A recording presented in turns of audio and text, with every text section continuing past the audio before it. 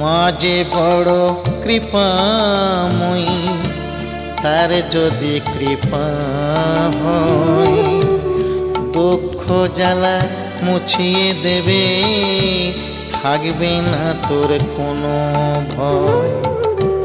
মা যে বড় কৃপাময়ী, তার যদি কৃপা হয় দুঃখ জ্বালা মুছিয়ে দেবে, থাকবে না তোর কোনো ভয়।